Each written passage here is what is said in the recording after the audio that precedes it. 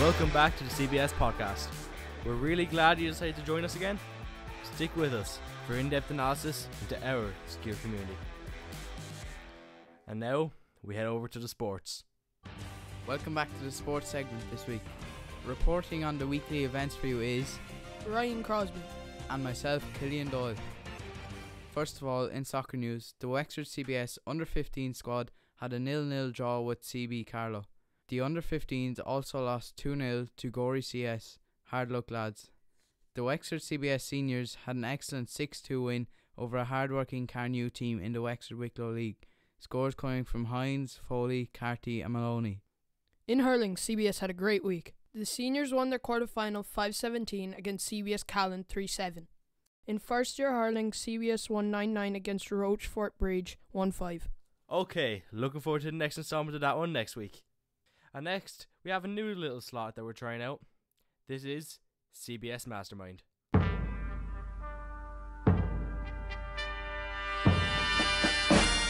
Hello and welcome to Mastermind. Today we have Jamie Clancy first here to answer the questions. And now we have Ben to explain the rules.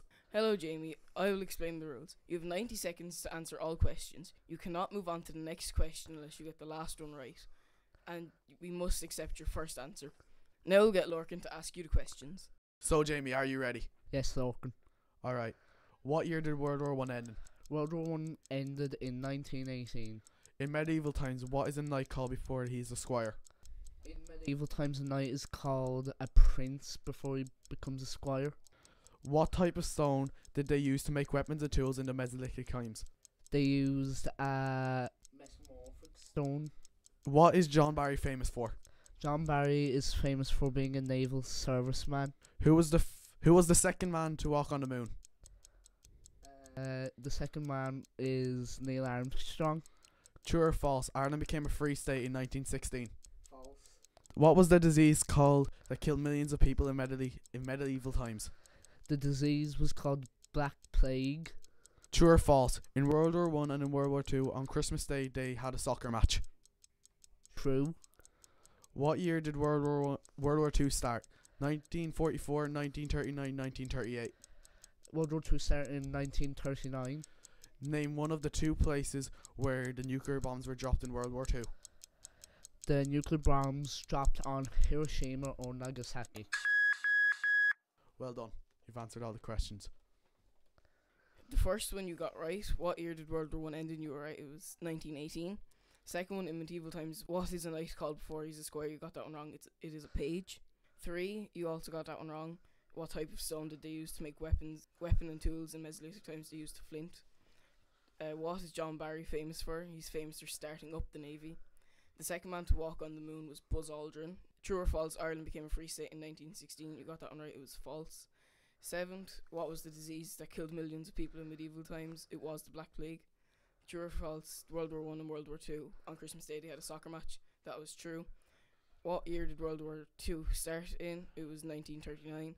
And name one of two places where nuclear bombs were dropped in World War II. And you got that was right. It was Hiroshima or Nagasaki. Thanks for having me, Lorcan and Ben. Okay, Jimmy, we're happy to have you. And if you want to be the next mastermind, email us at wexpodcast@gmail.com. Thank you for listening.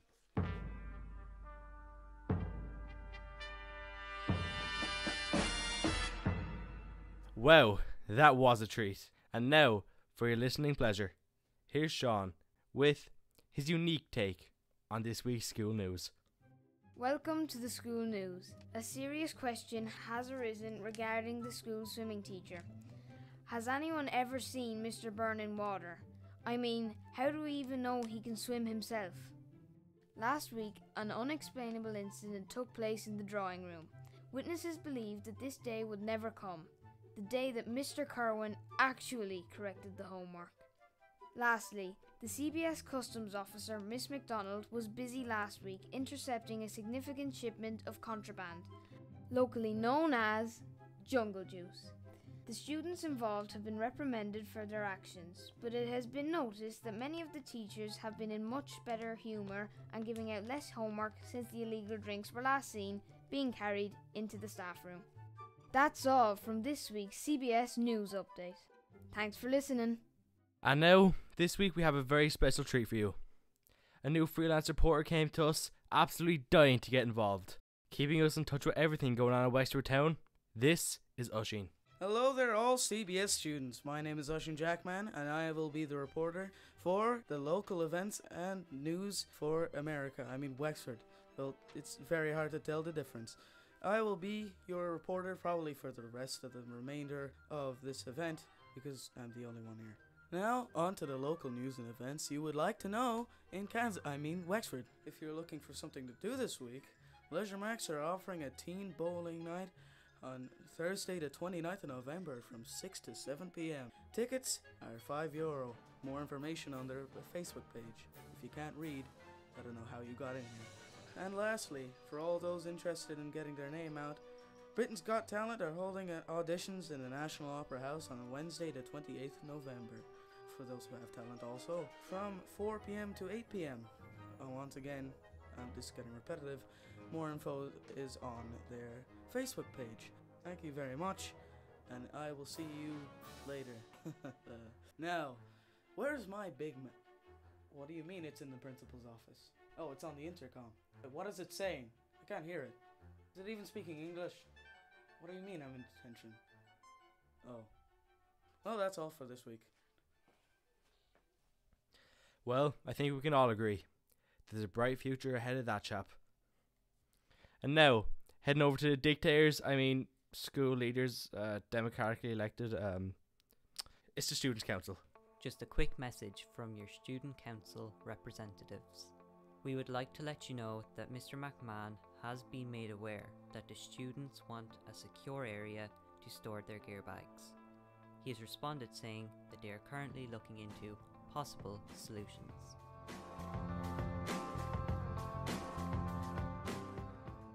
Fair play, lads. Good job. And now, the moment you've all been waiting for, the riddle of the week. Welcome back to the best bit of the podcast, Riddle of the Week. The answer to last week's riddle was a map. Dun-dun-dun. Here's your riddle for this week. You can carry it everywhere you go and it does not get heavy. What is it? Thanks for that, Connor. Get your thinking caps on, folks. The answer is in our next podcast. And next, we have the extracurricular corner. Take it away, Jack. We have good news from our senior debating team, who defeated Treya College in a unanimous victory. Unlucky, Miss Bellman. They were opposing the motion. Nike should be applauded for standing with Colin Kaepernick. Our junior debaters also did very well, with one team from CBS coming first and another two coming second. Going into December, the SVP are looking for members to help around Christmas. More info on the notice board. I'm sure we're all looking forward to the Christmas fair coming soon. For everyone inclined to line their pockets next month, now's the time to get prepared. And finally, Chess Club and Scrabble will continue on Mondays and Wednesdays at 1 p.m. respectively. That's the extracurricular corner this week. Back to you, Owen. Plenty to keep us busy in the coming weeks. Thanks, Jack.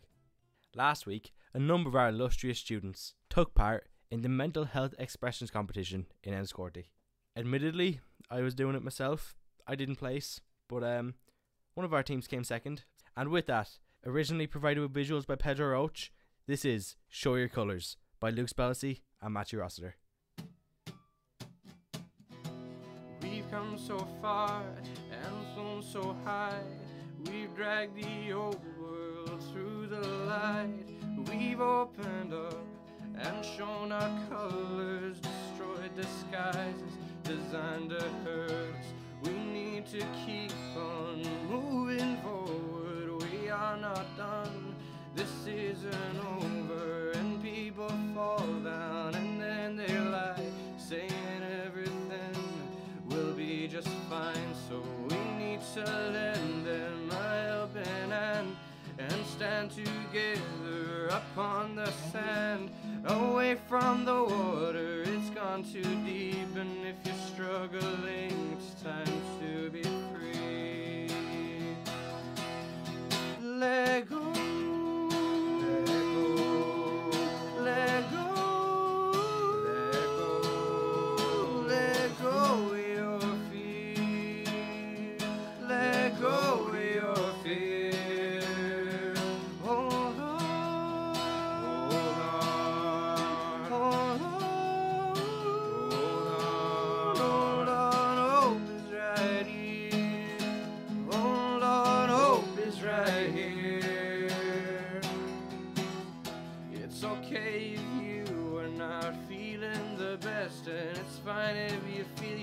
wanna take a rest, just take your time. We will defeat this, and hold my hand so I can set you free.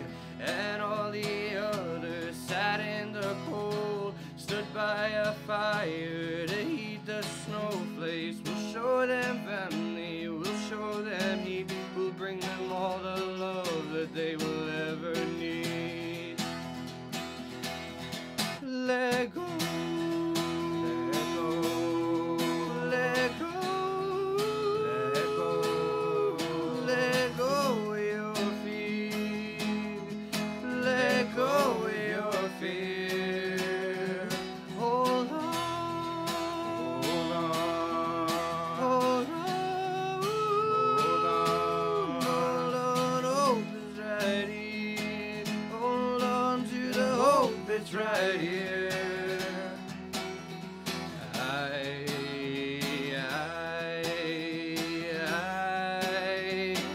I'm done hiding. No, no, no, no more fighting.